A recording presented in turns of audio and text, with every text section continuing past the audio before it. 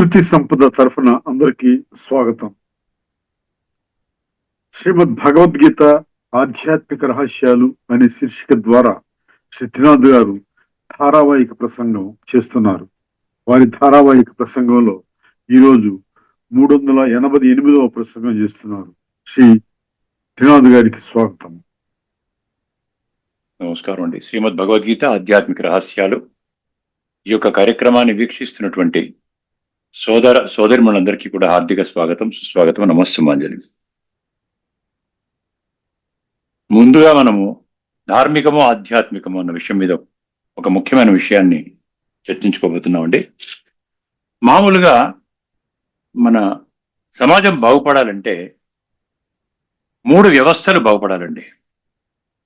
ఒకటి పొలిటికల్ వ్యవస్థ, రాజకీయ వ్యవస్థ, దాన్ని రాజ్య సత్తా అంటారు. రెండవది సైన్స్ అండ్ టెక్నాలజీ వ్యవస్థ, విజ్ఞాన శక్తి అన్నమాట. సైన్స్ అండ్ టెక్నాలజీ పవర్, అది కూడా సమాజ శ్రేయస్సు కోసం పనిచేయాలి, సమాజానికి హాని చేయడం కోసం పనిచేయకూడదు. మూడవది ధార్మిక సత్తా, ధార్మిక శక్తి, పవర్ అండ్ రిలీజియస్ పవర్ అంటారు కదా. ఈ 3 మౌలిక శక్తులు, ముఖ్యమైనటువంటి శక్తులు. ఒకటి political, 2 religious, 3 science and technology. ఇప్పుడు వర్తమాన సమాజంలో ఈ విలువలు అనేది మనం మాట్లాడుకుంటున్నాం చూసారా, ఈ 3 వ్యవస్థల్లో కూడా పడిపోయాయి. ఇది తిరుగులేని, తిరస్కరించలేని సత్యము. ఏ ఒక్క వ్యవస్థ కూడా పర్ఫెక్ట్ గా ఉంది అనడానికి లేదు. ఒకవేళ రాజకీయ వ్యవస్థ బాగులేదు అంటే ధార్మిక వ్యవస్థ వెళ్ళి కరెక్ట్ చేయగలగాలి. ఈ రోజున ధార్మిక వ్యవస్థ కూడా మనుషులలోని ఒక నైతిక విలువలని మర్చిపోయేటువంటి ఆ సిచ్యువేషన్ని బాగు చేయగలుగుతుందా? చరిత్ర నిర్మాణం వైపు అడుగులు వేసే విధంగా, ఆ విధంగా మనకి ఆ శక్తి ఉపయోగపడుతుందా అంటే కూడా లేదని అనిపిస్తుంది. సైన్స్ అండ్ టెక్నాలజీ మానవుడి యొక్క అభ్యున్నతి కంటే మానవుడి యొక్క పతనానికే దారితీస్తోంది. అర్థం చేసుకోండి. ఈరోజు అస్త్రశస్త్రాలు కనిపెట్టారు ప్రపంచం అంతా కూడా. Nuclear weapons, atomic weapons, chemical bombs, biological weapons ఎన్ని ఉన్నాయండి. ఒక బటన్ ప్రెస్ చేస్తేనంట ప్రపంచం అంతా బుగ్గి అయిపోతుంది. అటువంటి వ్యవస్థకి చేరుకున్నాం. ఎప్పుడు 1945వ సంవత్సరంలోనే, ఎప్పుడు 1945 అంటే ఎంత, 80 సంవత్సరాల క్రితము, అప్పుడే 2 బాంబులు వేస్తే 2 పట్టణాలు మసైపోయాయి, హీరోషిమా, నాగసాకి. మళ్ళీ ఈ రోజు 80 సంవత్సరాలు ఖాళీగా ఉన్నారు వీళ్ళు. ఎన్ని రకరకాల ఆయుధాలు, గ్యాస్ బాంబ్స్ అని. ఇప్పుడు ఈ మధ్య మనకి కరోనా వచ్చింది, ఎవరో చైనాలో ఏదో కంట్రీ వాళ్ళు విడిచిపెట్టారు. ఈ ప్రపంచాన్ని అంతా కూడా ఎంతో కొన్ని లక్షల మందిని పొట్టన పెట్టుకున్నారు. ఎందుకు జరుగుతోందండి? నైతిక విలువలు లేని కారణంగా. అసలు విలువలకే విలువ లేనటువంటి సిచ్యువేషన్. ఇవన్నిటికీ ఎక్కడ సొల్యూషన్ ఎక్కడ దొరుకుతుందండి? భౌతికము, ధార్మికములో ఇప్పటి వరకు మనం నడుస్తూ ఉన్నాము. ఎటువంటి సొల్యూషను మనుషులకి దొరకలేదు.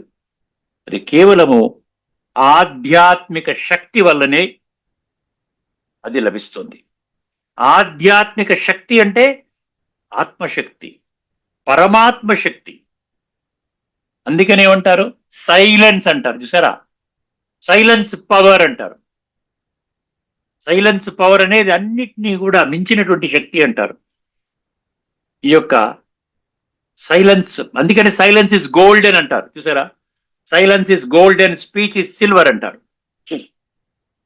ఈ సైలెన్స్ పవర్లోనే ఇప్పటి వరకు ఒక 20 లక్షల మంది ఆత్మశక్తి, పరమాత్మ శక్తి, దివ్య గుణాలు, నైతిక విలువలు, వీటితో జీవితాన్ని గడుపుతూ మీ ఎదురుగుండా ఒక సాక్ష్యాలుగా ఉన్నారు. మీ ఎదురుగుండా 145 దేశాల్లో ఒక 20 లక్షల మంది సోదరులు, సోదరిమణులు ఈ విధంగా ఈ సైలెన్స్ పవర్తోని వాళ్ళ యొక్క జీవితాన్ని చాలా అద్భుతంగా తయారు చేసుకున్నటువంటి విధానము.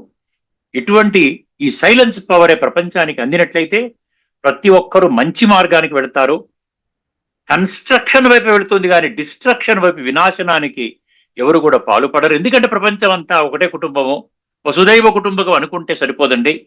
ఒకే తండ్రి పిల్లలం అనుకున్నప్పుడు, సర్వమానవ సోదర భావం వసుదైవ కుటుంబకం అంటే యూనివర్సల్ బ్రదర్హుడ్ అన్నప్పుడు, ఒక బ్రదర్ ఈ రోజున ఇంకొక బ్రదర్ కి హాని చేసేటువంటి స్థితిలో మనుషులు ఉన్నారు. అర్థమైందండి? అందుకనే ఈ యొక్క సైలెన్స్ శక్తి అనేది కేవలము మనకి ఆధ్యాత్మిక దృష్టికోణములోనే లభిస్తుంది. ఇది ముఖ్యమైన తేడా. మరొక తేడాతో మరి తదుపరి ఎపిసోడ్ లో చర్చించుకుందాము. ఇప్పుడు మనము యక్ష ప్రశ్నలో 31వ ప్రశ్న అండి. ఇప్పటికి 30 ప్రశ్నలు మనం చర్చించుకున్నాం. 31వ ప్రశ్న, యక్షుడు ఏమడిగాడండి? గత ఎపిసోడ్ లో మనం కిం మహత్ అన్నాం.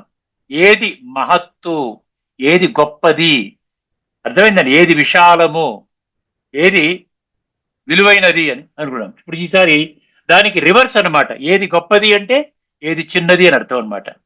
దాన్ని ఏమన్నాడు? కిం లఘు అన్నాడు. లఘు అంటే చిన్నది. లఘు పరిశ్రమలు అంటారు సరా, స్మాల్ స్కేల్ ఇండస్ట్రీస్ లఘు పరిశ్రమలు అంటే చిన్న పరిశ్రమలు, పెద్ద పెద్ద ఇండస్ట్రీస్ కాదు. ఏది లఘువు అంటే చిన్నది ఏది? దానికి సమాధానం ఏం చెప్పాడు తెలుసునండి? అల్ప బుద్ధి లఘువు. అల్ప బుద్ధి లఘు. అల్ప బుద్ధి లఘు.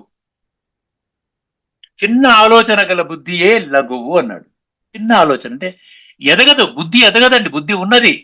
చిన్న చిన్న పనులకి, ఏ సినిమాకి వెళ్ళాలి, పకోడి తినాలి, జిలేబీ తినాలి, వీటికే పనిచేస్తుంది. కానీ ఈ బుద్ధి అంతకంటే మించి వెళ్ళలేకపోతుంది. భగవంతుడు వచ్చి నువ్వు శరీరం కాదు నాయనా, నువ్వు ఆత్మవి అంటే ఆ బుద్ధి అందుకోలేకపోతున్నది. అది లఘు అన్నమాట. కొన్ని పాఠాంతరాల్లో అల్పము లఘు అని కూడా చెప్పబడుతుంది. భావం ఒక్కటే. ఈ కిం లఘు అంటే ఏం చెప్పాడు? సన్నని దృష్టి అంట. సన్నని దృష్టి, మార్జినల్ గా, చిన్నగా తెలుస్తోంది, అర్థం అవ్వదు. బాగా గొప్ప చదువుకున్న వాళ్ళకి అర్థం కాదండి, శాస్త్రజ్ఞానం ఉన్న వాళ్ళకి అర్థం కాదండి, పెద్ద పెద్ద పదవుల్లో ఉన్న వాళ్ళకి అర్థం కాదండి, బాగా ధనం ఉన్నటువంటి వాళ్ళకి అర్థం కాదండి. కేవలము బుద్ధి పదునుగా ఉంటే అర్థమవుతుంది. ఒక ధృతి అంటాడు, సాత్విక ధృతి అంటాడు గీతలో.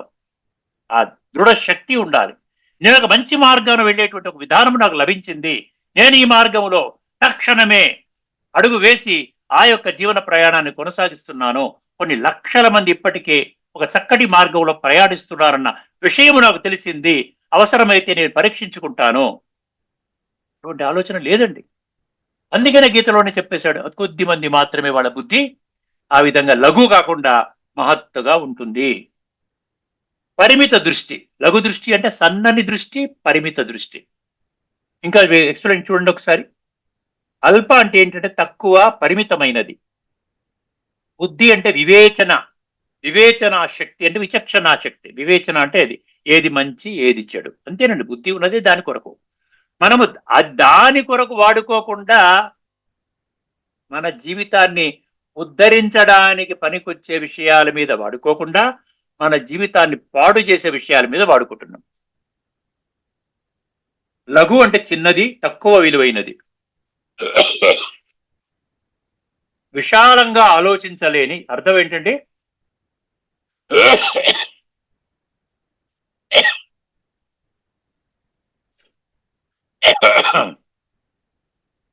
విశాలంగా ఆలోచించలేని, స్వార్థములోనే చిక్కుకుపోయిన బుద్ధి. స్వార్థములోనే చిక్కుకుపోయిన బుద్ధి లఘు, అదే లఘువు అన్నాడు.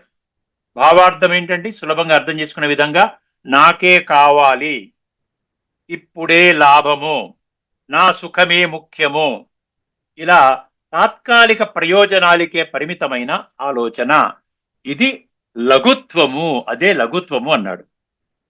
ఎత్తు, హోదా, ధనము ఉన్న ఆలోచన చిన్నదైతే, మనకి ఎత్తు అంటే పొడుగ్గా ఉన్నాడు, 6 అడుగులు 7 అడుగులు ఉన్నాడు, బాగా ధనం ఉంది, మంచి హోదా ఉంది, ఇవన్నీ కూడా మనిషిని పెద్దవాడిగా చేయదంట. ఏం చెప్పాడు? ఇవన్నీ ఉన్న ఆలోచన చిన్నదైతే ఆ మనిషి లఘువే. అర్థమైందండి? లోతైన తాత్విక అర్థము. విశాల దృష్టి అంటే మహత్తు అన్నాడు. విశాల దృష్టి, బ్రాడ్ మైండెడ్ అంటారు చూసారా, విశాల దృష్టి అంటే అది మహత్తు అన్నాడు. సంకుచిత దృష్టి లఘుత్వము అన్నాడు.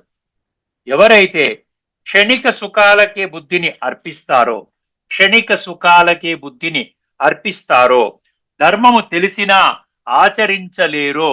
ధర్మం అని తెలుసు, ఇది అధర్మం అని తెలుసు, కానీ అధర్మములోకి వెళ్ళడానికే మనసు లాగుతుంది, బుద్ధి లాగుతుంది, అక్కడికి వెళతారు. ధర్మము తెలిసినా ఆచరించలేరో, ఆత్మ కన్నా శరీరానికే ప్రాధాన్యం ఇస్తారో వారిని యుధిష్ఠరుడు లఘువు అని చెబుతున్నాడు. భగవద్గీతలో ఒక్కసారి చూసుకుంటే 2వ అధ్యాయంలో 41వ శ్లోకం. మన ప్రతిదీ భగవద్గీతతో మనం ఆ సంబంధాన్ని జోడించుకుంటున్నాం. 2వ అధ్యాయం 41వ శ్లోకంలో బుద్ధి గురించి చెబుతూ ఏమంటున్నాడంటే, నిశ్చయాత్మక బుద్ధి, నిశ్చయము లేనటువంటి బుద్ధి అని 2 రకాల బుద్ధులు చెప్తాడు. ఒక బుద్ధి మనం కరెక్ట్ గా హయ్యెస్ట్ పాత్కి తీసుకుని వెళ్తోంది. ఆత్మజ్ఞానము, పరమాత్మ తత్వము, రాజయోగము, సంస్కార పరివర్తన, కర్మ సిద్ధాంతము, శ్రేష్టమైన కర్మలు చేసుకోవడము. సో ఈ విధముగా చక్కటి జీవితము, ఇప్పుడు రాబోయేటువంటి అనేక జన్మలు కూడా సుఖవంతమైనటువంటి జీవితాలు దొరుకుతాయి, జన్మలు ప్రాప్తి చేసుకుంటాం. అదేంటండి శ్లోకము? వ్యవసాయాత్మిక బుద్ధి ఏకేహ కురునందన బహుశాఖా హి అనంతాశ్చో బుద్ధయో అవ్యవసాయినాం అన్నాడు. అది 2వ అధ్యాయంలోని 41వ శ్లోకం. రాసుకునేవాడు రాసుకోవచ్చు. వ్యవసాయాత్మిక అంటే నిశ్చయాత్మిక బుద్ధి. ఈ రోజున నిశ్చయాత్మక బుద్ధి లేదండి ఎవరికి కూడా. ఏదో సరే కొంచెం తెలుసుకుందాం, అంతేగాని కరెక్ట్ గా ఇదే మార్గము, పర్ఫెక్ట్ మార్గము అనుకొని ఖచ్చితమైనటువంటి ఒక స్టెప్ వేసేటువంటి పరిస్థితిలో ఈ రోజున సగటు మానవుడు లేడు. అది వ్యవసాయాత్మిక బుద్ధి ఉన్నాడు అక్కడ. ఏకేహ కురునందన, ఏకే అంటే ఒకే లక్ష్యం, ఒకటే గమ్యము, ఒకటే మార్గము, శ్రేష్టమైన మార్గము, సాత్విక మార్గము. అందుకనే ఉన్నాడు అవ్యవసాయాత్మికో అన్నాడు. మళ్ళీ రెండోది దానికి ఆపోజిట్ అంటే నిశ్చయము లేని బుద్ధి బహుశాఖ అన్నాడు. అనంతంగా వెళ్ళిపోతుంది. బహుశాఖ అనంతాష్ట బుద్ధయో అవ్యవసాయిన. అది కావాలి, ఇది కావాలి, ఇది కావాలి, అది కావాలి, మంచి మార్గము కావాలి, ఈ రాంగ్ రూట్ నేను విడిచిపెట్టలేను. అర్థమైంది? నాకేదైనా దగా జరిగితే అరుస్తాను, కరుస్తాను, విషయ వికారాలు పూర్తిగా విడిచిపెట్టమంటే నా వల్ల కాదు. ఇదంతా కూడా రకరకాల పరిపరి విధాలుగా బుద్ధి పరిగెడుతుందే బహుశాఖ అన్నాడు. అక్కడ ఏకేహ అన్నాడు. చూసారా? వ్యవసాయాత్మిక ఏకేహ, ఇది బహుశాఖ అన్నాడు. అది భగవద్గీతలో. అదేవిధంగా 16వ అధ్యాయంలో 9వ శ్లోకం కూడా పెట్టాడు ఇక్కడ. ఏతాం దృష్టిమవష్టభ్య నష్టాత్మనో అల్పబుద్ధయ ప్రభవంతి ఉగ్రకర్మాణ క్షయాయ జగతో అహితా. అర్థమైందండి? నష్టాత్మనో అల్పబుద్ధి అన్నాడు అక్కడ. అంతే చాలు. ఇక్కడ బుద్ధి గురించి మాట్లాడుకుంటున్నాం. నష్టాత్మను అంటే ఆత్మజ్ఞానము లేని కారణముగా వాడు చేసే అన్ని క్షయాయ జగతో అహిత అన్నాడు. అంటే జగత్తు యొక్క హితము కోరి ఎటువంటి పని చెయ్యడు, స్వార్థముతో కూడిన పనులు చేస్తాడు, విధ్వంసంతో కూడిన పనులు చేస్తాడు, అందరినీ దుఃఖపెట్టే విధానంలో పనిచేస్తాడు. చూసారా? 16:9 ఆ విధంగా ఇచ్చాడు. అందుకని ఇక్కడ విశాల దృష్టి, అల్ప దృష్టి, మహత్తు, లఘు అని ఇచ్చాడు. ఇంకా లఘుత్వం అంటే శరీర భావములో చిక్కుకోవడము, వికారము ఆధారముగా నిర్ణయాలు తీసుకోవడము, వికారాలు ఆధారముగా నిర్ణయాలు తీసుకోవడము, తాత్కాలిక సుఖాల కోసము శాశ్వత వారసత్వాన్ని కోల్పోవడము. శాశ్వత వారసత్వం ఏమిటి? సత్యత్రేతాయుగాల్లో శ్రేష్టమైన జన్మలు. ఇది తిరుగులేని, తిరస్కరించలేని సత్యం. భగవద్గీతలో కూడా చాలా స్పష్టంగా సాత్విక సంస్కారాలతో ఉన్నటువంటి వాళ్ళు ఉత్తమ లోకాలకు వెళతారు అన్నాడు. ఉత్తమ లోకం అంటే ఇంకొక లోకం ఏమీ లేదు. రేపు కల్పం, నూతన కల్పం ప్రారంభము కాబోతున్నది, సత్యయుగము రాబోతున్నది. అందులో శ్రేష్టమైన జన్మ పొందేటువంటి దీన్నే భగవంతుడి ద్వారా పొందేటువంటి స్వర్గ వారసత్వము. అంతా శాశ్వతమైన వారసత్వాన్ని కోల్పోవడానికే మనం రెడీ అయిపోయాము. దేనికోసమో? తాత్కాలిక సుఖము కోసం, తాత్కాలిక టెంపరీ బెనిఫిట్స్ కోసము. పర్మనెంట్ అంటే ఏంటి? ఒక పెట్టి కోసం వజ్రాన్ని పారేశాం. అర్థమైందండి? పెట్టి పెట్టి పట్టుకుని కూర్చున్నాము, ఆ వజ్రం అనే దానికి విలువ తెలియక పారేశాం. అలాగనమాట పరిస్థితి. పరమాత్మ జ్ఞానము తెలిసిన మార్పు చెందకపోవడం. లఘుబుద్ధి అంటే ఇదన్నమాట. లఘు అంటే చిన్న చిన్న బుద్ధి, అల్ప బుద్ధి, సన్న బుద్ధి, పరిమిత బుద్ధి, శక్తి లేని బుద్ధి. ఉన్న బుద్ధి ఉన్నా ఒకటే, లేకపోయినా ఒకటే. అర్థమైందండి? ఏమంటున్నాడు? పరమాత్మ జ్ఞానము తెలిసిన, అర్థం చేసుకున్నా కూడా పరివర్తన చెందలేనటువంటి పరిస్థితి, లఘుబుద్ధి. సంగమ యుగములో పరమాత్మ, సంగమ యుగం గురించి నేను చెప్పగల ఇప్పటికీ అనేక మార్లు చెప్పాను. ఇప్పుడు నడుస్తున్నది జ్ఞానుల కొరకు ఇది సంగమ యుగము, అజ్ఞానుల కొరకు ఇది కలియుగం. గుర్తుపెట్టుకోండి. సత్యయుగం యొక్క ఆరంభము, కలియుగం యొక్క అంతిమ దశ. ఇది సంగమము అంటే పరమాత్మతో సంగమించేటువంటిది. పరమాత్మని పరమాత్మ అన్నాం, మనందరినీ పరమాత్మ ఆత్మలన్నాడు. సో ఆత్మలు పరమాత్మ ఆ విధంగా కనెక్ట్ అయ్యి రాజయోగము ద్వారా మనలో ఉన్నటువంటి చెడు సంస్కారాలని మంచిగా తయారు చేసుకోవడం, పవిత్రంగా తయారు చేసుకోవడం. సంగమ యుగములో పరమాత్మ జ్ఞానము లభించి కూడా, పరమాత్మ జ్ఞానము లభించి కూడా అంటే ఒకవాళ్ళు తెలుసుకున్న వాళ్ళు కూడా, వాళ్ళకు కూడా ఇది వర్తిస్తుందండి. పరమాత్మ జ్ఞానము లభించి కూడా పాత సంస్కారాలని వదలని ఆత్మ, అది కూడా లఘువుగా పరిగణింపబడుతుంది. అంటే జ్ఞానం ఉన్నటువంటి వాళ్ళకు కూడా ఒక హెచ్చరిక ఇది. అర్థమైంది? అందరికీ హెచ్చరిక, ప్రతి ఒక్కరికి హెచ్చరిక. అజ్ఞానులకి హెచ్చరిక, జ్ఞానులకు కూడా హెచ్చరిక. దైనందిన జీవితానికి సందేశము. కోపానికి లోబడటము లఘుత్వము. కోపానికి అంటే క్రోధము, క్రోధం అంటే కోపము, దీనికి లొంగిపోవడము లఘుత్వము. అహంకారముతో స్పందించడము లఘుత్వము. స్వార్థము కోసం సంబంధాలను పాడు చేసుకోవడము లఘుత్వము. స్వార్థము కోసము సంబంధాలు ఎటుపోయినా పర్వాలేదు, నాకు ఆస్తి రావాల్సిందే, నాకు ఎవరు అక్కర్లే, అన్నలు అక్కర్లేదు, అక్కలు అక్కర్లేదు, చెల్లెలు అక్కర్లేదు, నాకు ఏమి అక్కర్లేదు, నాకు ఆస్తి కావాలి. కోర్టు దాకా వెళతాను, కావాలని ఎంత ఖర్చు పెడతాను, పెద్ద పెద్ద లాయర్ని పెట్టుకుంటాను. సంబంధాలు ఎటుపోయినా పర్వాలేదు, రక్త సంబంధాలు పోయినా పర్వాలేదు. అది ఏంటి అటువంటి ఆలోచన? లఘుత్వము అన్నాడు. తాత్కాలిక లాభం కొరకు ధర్మాన్ని వదలడం లఘుత్వం. ఆలోచన చిన్నదైతే అంటే లఘుత్వంగా ఆలోచన అయితే జీవితము చిన్నదవుతుందంట. అంటే ఏదో పరిమిత జీవితం చేసుకుంటాం, ఏదో టెన్షన్స్, సమస్యలు, గొడవలు, ఈ విధంగా పరమాత్మని మనం పొందలేము, ఏదో రామకృష్ణ అనుకుంటూ జీవితం గడిపేస్తాం. ఇదే అనుకుంటాం, ఇంకెంతకంటే బయటికి ఎదగదు. ఆ లఘు బుద్ధి బయటికి ఎదగదు. సంక్షిప్తంగా ఏం చెప్తున్నాడని సారము, కిం లఘు అంటే అల్పబుద్ధి లఘు. ఆఖరి మహావాక్యము, విశాలత లేని బుద్ధి, స్వార్థములో మునిగిన ఆలోచన, ఇది అదే నిజమైన లఘుత్వము. తదుపరి ఎపిసోడ్లో మరొక యక్ష ప్రశ్న తెలుసుకుందామండి. ఇప్పుడు మనం భగవద్గీతలోని 3వ అధ్యాయంలోని 26వ శ్లోకము, అద్భుతమైన శ్లోకం అండి. ఇక్కడ ఒక జ్ఞాని అజ్ఞాని పట్ల ఎటువంటి దృక్పథాన్ని పెట్టుకోవాలి. ఈ రోజున మనకేం తెలుస్తుంది? ఇప్పుడు భగవద్గీత ప్రకారంగా అర్థం చేసుకున్నట్లయితే 7వ అధ్యాయం 3వ శ్లోకం. పెద్ద సర్కిల్ అంటే 850 కోట్లు. అందులో చిన్న సర్కిల్ అంటే ప్రయత్నం చేసేటువంటి వాళ్ళు దేనికోసం ప్రయత్నం చేస్తున్నారు? సత్యం కోసం, ధర్మం కోసం, పరమాత్మ యొక్క సత్య స్వరూపం కోసం ప్రయత్నం చేస్తున్నారు. అందులో తెలుసుకున్నవాడు ఇంకా చిన్న సర్కిల్. ఇప్పుడు చిన్న సర్కిల్లోకి వచ్చిన వాళ్ళు ఇప్పుడు 15-20 లక్షల మంది ఉన్నారు. చక్కగా ఎటువంటి సంశయం లేదు, పరమాత్మ తోడు నీడు అనుభవం చేస్తారు, కష్టము సుఖము పరమాత్మతో పంచుకుంటారు. ఏదైనా వచ్చిన ఆంతరిక శక్తి బ్రహ్మాండంగా ఉంటుంది కాబట్టి, తట్టుకునే శక్తి ఉంటుంది కాబట్టి వాళ్ళు చాలా వరకు ఆరోగ్యాన్ని కూడా కాపాడుకోవడానికి అవకాశం ఆ విధంగా తీసుకుంటూ ముందుకు వెళుతున్నటువంటి వాళ్ళు. 7వ అధ్యాయం 3వ శ్లోకం తెలుసు కదా, మాం వేత్తి తత్వతః అన్నాడు. అక్కడ ఏమన్నాడు? తద్విద్ది ప్రణిపాతేన పరిప్రశ్నేన ఏమన్నాడు? సేవయ ఉపదేక్ష్యంతి తే జ్ఞానం జ్ఞానినః తత్వదర్శినః అన్నాడు. అధ్యాత్మ జ్ఞాన నిత్యత్వం తత్వ జ్ఞానార్థ దర్శనం అన్నాడు. ఈ తత్వాన్ని దర్శించిన వాళ్ళ దగ్గరికి వెళ్ళండి బాబు అని భగవంతుడు చెప్తున్నాడు.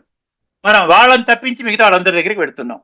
ఎవరికైతే సంపూర్ణ జ్ఞానం, సృష్టి యొక్క ఆది మధ్యాంతాల జ్ఞానం ఉన్నదో వాళ్ళని విడిచిపెట్టి తెలియని వాళ్ళ దగ్గరికి, అజ్ఞానంలో ఉన్న వాళ్ళకి వెళ్ళి, ఏమండి మాకు జ్ఞానం చెప్పండి, స్వర్గంలోకి ఎలాగ వెళ్ళాలి, పరమాత్మ తత్వం ఏమిటి, అసలు ఏం చెయ్యాలి, ఏం చేయకూడదు మీరు చెప్పండి, వాళ్ళకు కూడా తెలియదే. అందుకనే ప్రపంచం బాగుపడట్లేదు. మంచి వాళ్ళు పెరగాలంటే ఎక్కడి నుంచి పెరుగుతుంది? మంచి వాళ్ళకి ఏంటంటే మంచితనం ఉంది కానీ పిరికితనం ఉంది, ధైర్యము లేదు, సాత్విక ధృతి లేదు. అర్థమైందండి? అందుకని భగవంతుడు ఏమంటున్నాడు ఆయన, ఇప్పుడు అజ్ఞానంలో ఉన్న వాళ్ళకి, జ్ఞానంలో ఉన్న వాళ్ళు కొద్ది మంది ఉన్నారు, అజ్ఞానంలో ఉన్న వాళ్ళు ಹೆಚ್ಚు మంది ఉన్నారు. వాళ్ళకి ఏం చెప్పాలంట? వాళ్ళ దగ్గరికి వెళ్ళి మీరు ఆచరించే పద్ధతి తప్పు, ఈ సంసారం అంతా కూడా అయథార్థము, అశాశ్వతము, ఈ కర్మలన్నీ విడిచిపెట్టేయి నాయనా, నీవు ఈ విధంగా నువ్వు మా దగ్గరికి వచ్చేసేయి, ఈ విధంగా చెప్పకూడదు. ఏ విధంగా చెప్పాలంట? నీవు ఆ జ్ఞానాన్ని జీవితంలో ఆచరించి నువ్వు జ్ఞాని అనుకుంటే, నువ్వు జ్ఞాని అనుకున్నవాడు ఏం చేయాలి? విజ్ఞానిగా పరివర్తన చెందాలి. జ్ఞానము విజ్ఞానముగా పరివర్తన చెందాలి. అంటే విజ్ఞానం అంటే knowledge should become wisdom. Wisdom అంటే అప్లైడ్ నాలెడ్జ్ అనమాట. ఆ నాలెడ్జ్ మన జీవితంలో అప్లై చేసుకొని మన యొక్క మంచి శ్రేష్టమైన జీవితాన్ని పొందుతూ, మంచి ఆరోగ్యంగా ఉంటూ, శాంతియుత వాతావరణాన్ని కల్పిస్తూ, అందరితో చక్కగా పలకరిస్తూ, ప్రతి ఒక్కరిని సాటి మానవుణ్ణి ఒక పరమాత్మ సంతానముగా గుర్తిస్తూ, విశ్వాత్మలందరికీ తండ్రి అయిన పరమాత్మ సంతానము కాబట్టి ఆత్మపరంగా వీరు నాకు సోదరులు అవుతారు. వారి యొక్క కులము, మతము, జాతి, రంగు, రూపు, వర్ణము, వర్గము, దేశము, భాష మిగతా వేటితో నాకు సంబంధం లేదు. ఆత్మస్వరూపంలో నాకు సోదరుడవుతాడు. కాబట్టి వీరిని చాకచక్యంగా నేను పరివర్తన చేస్తాను, కానీ ఈ సంసారాన్ని విడిచిపెట్టు నాయన, ప్రపంచమంతా అబద్ధము, కర్మలు చేయటం వేస్ట్, నీవు ఈ విధంగా వచ్చి పరమాత్మని ఈ విధంగా తెలుసుకో అని చెప్పకూడదు. వినండి, ఇప్పుడు శ్లోకం వినండి, మీకు బ్యాక్గ్రౌండ్ అంతా చెప్పేశాను. 3వ అధ్యాయంలో 26వ శ్లోకం. న బుద్ధి భేదం జనయేత్ అజ్ఞానం కర్మ సంగినాం. న బుద్ధి భేదం జనయేత్ అజ్ఞానం కర్మ సంగినాం. జోషయేత్ సర్వకర్మాణి, జోషయేత్ సర్వకర్మాణి విద్వాన్ యుక్త సమాచరన్. విద్వాన్ అంటే ఏంటి? తెలిసినవాడు, ఒక జ్ఞాని. విద్వాన్ అంటే ఏంటి? విద్యావంతుడు. విద్యావంతుడు అంటే సృష్టి యొక్క ఆది మధ్య అంతం యొక్క జ్ఞానం ఉన్నాడు, వాడు ఆత్మజ్ఞాని. అర్థమైందండి? ఆత్మజ్ఞాని, పరమాత్మతో సంబంధాన్ని పెట్టుకున్నటువంటి వాడు. భగవంతుడు అంటున్నాడు తెలియని వాళ్ళందరికీ కూడా చెప్పాలి కదా అంటే, ఇప్పుడు వర్తమానంలో మనం ఏం చూస్తున్నామండి? కేవలం ఇన్ఫర్మేషన్ ని గ్యాదర్ చేసుకుని ఆ ఇన్ఫర్మేషన్ ని నేను జీవితంలో ఆచరించకుండా నలుగురికి బోధించే ప్రయత్నం చేస్తున్నాను. నేను ఆచరించటం లేదు. నేను ఆచరిస్తే నాకు కలిగేటువంటి లబ్ధి ఏ విధంగా ఉంటుందో నాకు తెలియదు. ఆ అనుభూతి నాకు తెలియదు. ఒక జ్ఞాని యొక్క ఆంతరిక స్థితి ఎలా ఉంటుందో తెలియదు. ఇది ఏమీ తెలియకుండా స్థూలమైనటువంటి శాస్త్రజ్ఞానాన్ని నేను తెలుసుకుని ఆ యొక్క జ్ఞానాన్ని నలుగురికి పంపిణీ చేస్తున్నాను. ఎప్పుడైతే నేను పరివర్తన అవ్వలేదో, నా జ్ఞానం విన్నవాళ్ళు కూడా పరివర్తన అవ్వరు. అర్థమైందండి? మీరే పరివర్తన అవ్వలేదు, మీరు ఇంత జ్ఞాని కదా, ఆది మధ్యాంతాల జ్ఞానం ఉంది, పరమాత్మతో యోగం చేస్తున్నారు, పరమాత్మ గుణాలు శక్తులు మీరు అనుభవం చేస్తున్నారు, ఆత్మిక స్థితిని అభ్యాసం చేస్తున్నారు, మళ్ళీ మీరు కూడా గొడవ పడుతున్నారుగా, మీరు కూడా అరుస్తున్నారుగా, మీరు కూడా చెత్త పనులు చేస్తున్నారుగా, మీరు కూడా అసలు మీకు మాకు తేడా లేదుగా. అప్పుడు ఎందుకు మారుతాడు? వాడు మారడు. అందుకని ఇప్పుడు ఏమంటున్నాడు చూడండి, నా బుద్ధి భేదం జనయేత్. బుద్ధి భేదం, ఈ యొక్క భేదం అనేది నా జనయేత్. ఎవరిలో జనయేత్ అంట? ఎవరిలో పుట్టించకూడదంటే అటువంటి భేదాన్ని. అదే అజ్ఞానం కర్మ సంగినాం అన్నాడు. అజ్ఞానం అంటే అజ్ఞానులు. అజ్ఞానులు అంటే భగవద్గీత ఏం చెప్పింది? జ్ఞాని అంటే ఏం చెప్పింది? జ్ఞానము అంటే నేను ఆత్మని, ఇది నా దేహము. అంటే ఆత్మ వేరు, శరీరం వేరు. ఆత్మ అవినాశి, శరీరము వినాశి. ఈ అవినాశి ఆత్మ ఈ వినాశి శరీరం యొక్క యజమాని. అర్థమైందండి? సో ఇది జ్ఞానము. ఎందులో చెప్పాడు? క్షేత్రజ్ఞం చాపి మాం విద్ధి సర్వక్షేత్రేషు భారత, క్షేత్రజ్ఞయోహ జ్ఞానం యత్తత్ జ్ఞానం మతం మమ. ఇది నా మతం అంటున్నాడు, శ్రీమతం అంటున్నాడు. మతం అంటే శ్రీమతము. అర్థమైందండి? క్షేత్రము వేరు, క్షేత్రజ్ఞుడు వేరు. క్షేత్రజ్ఞం చాపి మాం విద్ధి. అదే క్షేత్రజ్ఞ జ్ఞానం, క్షేత్రం యొక్క జ్ఞానము, క్షేత్రజ్ఞుడి యొక్క జ్ఞానం. కానీ రెండు జ్ఞానాలు ఇచ్చాడు కదా పరమాత్మ. కానీ మనం క్షేత్రం యొక్క జ్ఞానం మాత్రమే తీసుకున్నాం, క్షేత్రజ్ఞుడి యొక్క జ్ఞానాన్ని విడిచిపెట్టేశాం. క్షేత్రజ్ఞయో జ్ఞానం యత్తజ్ఞానం మతం మమ. 13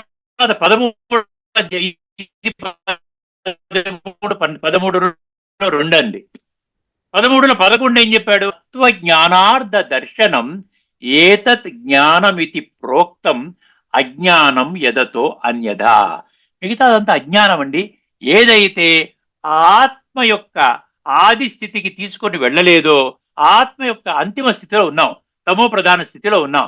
దీన్ని తమో ప్రధానం నుంచి తమో, తర్వాత రజో, తర్వాత మళ్ళీ సతో, తర్వాత సతో ప్రధానం, ఈ అవస్థలోకి తీసుకుని వెళ్ళినటువంటి ఏ జ్ఞానమైనా కూడా అజ్ఞానం ఎదతో అన్యదా అన్నాడు. అంటే అర్థం ఏంటి? దేహభ్రాంతిలో కొట్టుమిట్టాడే వాళ్ళందరూ కూడా నేను దేహం 24 గంటలు, ఆ విధంగా 365 రోజులు జీవిత కాలము నేను దేహం అనుకుని దైహిక సుఖాల కోసమే జీవితాన్ని సమూలంగా అర్పణ చేసినటువంటి వాళ్ళని భగవంతుడు ఏమంటున్నాడు? అజ్ఞానులు అంటున్నాడు. ఇప్పుడు జ్ఞానులు ఏం చెయ్యాలంట? ఏం చేయాలండి? ఏమన్నాడు? నా బుద్ధి భేదం జనయే అజ్ఞానం కర్మ సంగీనం. మంచిగా వాడు ఏదో కర్మలు చేసుకుంటూ ఉన్నాడు, ఏదో పూజా పునస్కారాలు చేసుకుంటున్నాడు, ఏదో తీర్థయాత్రకు వెళుతున్నాడు, ఏదో గుడి గోపురానికి వెళ్తున్నాడు, అర్చన అభిషేకం చేసుకుంటున్నాడు, నలుగురికి దాన పుణ్యం చేస్తున్నాడు, మంచి పనులు చేస్తున్నాడు. అటువంటి వాడికి నువ్వు కర్మ చెయ్యకూడదు, ఈ ప్రపంచం అంతా అసత్యము, ఈ శరీరం అంతా అసత్యము, ఆత్మనే సత్యము, పరమాత్మనే సత్యము, ఇట్లా చెప్పామనుకోండి, వాడు అటు రాడు, ఇటు కూడా రాడు, వాడైపోతాడు. అందుకని ఇప్పుడు ఏం చేశారు? మొదటి 2 పంక్తులు అర్థమైంది కదండి. నా బుద్ధి భేదం జనయేత్ అజ్ఞానం కర్మ సంగినాం. తర్వాత ఏమన్నాడు? జోషయేత్ సర్వకర్మాణి. జోషయేత్ అంటే ఏమిటి చెప్పండి? జోషయేత్ అంటే వాడిని ఏం చేయాలంట? సపోర్ట్ చేయాలంట, ప్రోత్సహించాలంట, మనం ఆచరణ చేసి.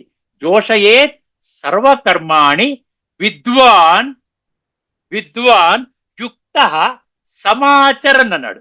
సమాచరణ అంటే అర్థం ఏమిటి? ఆచరణ. సమము అంటే శ్రేష్టమైన ఆచరణ ద్వారా.